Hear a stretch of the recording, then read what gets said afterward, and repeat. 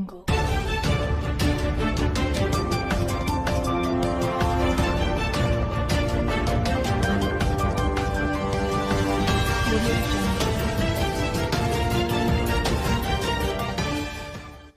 everyone. Welcome to Afro News South Africa. To support this channel, please kindly subscribe and share.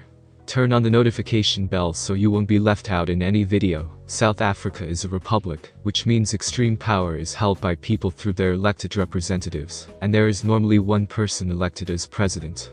So this is the main reason that we a monarchy and a republic.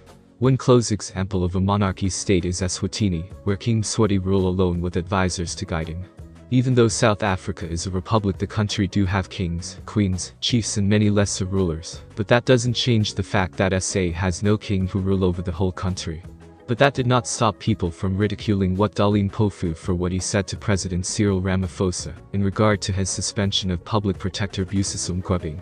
Dali Mpofu is a legal representative from Mkhwebane who was suspended by the president on June 9. On Monday 12 July, the parliament kick-started hearings to determine if Public Protector Mkhwebane is fit to hold office. At some point during the session, Mpofu is alleged to have told the president that this is not England, we have no kings and queens. South Africans did not take very kindly to the statement by the so-called people's advocate Dali Mpofu. Many people want to know why would he saw such a thing. Well, there are kings in SA, such as Zulu King Misuzulu, Onathembu King Dali Mpofu. Some people tried to enlighten others on the matter, stating that SA has no king who rules over the whole country. The ones we have are tribal or regional kings, with the Zulu kingdom being the biggest tribal kingdom. Do you think advocate Dali Mpofu has a point when he said what he said about kings and queens? Another thing, is it wrong for a South African to say he or she does not recognize kings again? Former Public Protector Thuli Madonsela has encouraged state capture whistleblowers to name and shame those who are corrupt. Madonsela has been vocal about holding those implicated in state capture accountable. After the release of the final Zondo Commission report last month, she said those implicated should not be allowed to turn the country into a wasteland again.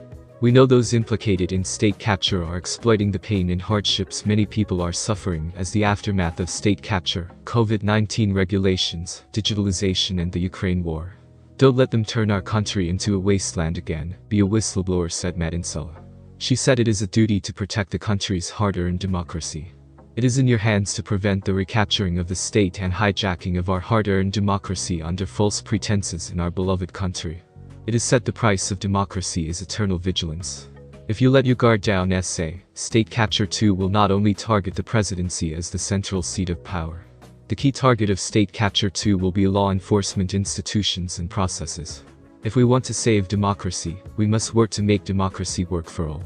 Understanding freedom from want, from fear and from shackles that prevent hard-working people from rising on the socio-economic ladder is the most important need for most, she said. Speaking on the Sunday Times podcast, Madonsela said the country was not doing enough to protect whistleblowers, and that after they come forward, they struggle to find employment. Some had to leave the country for security reasons and challenges of unemployment, said Madonsela.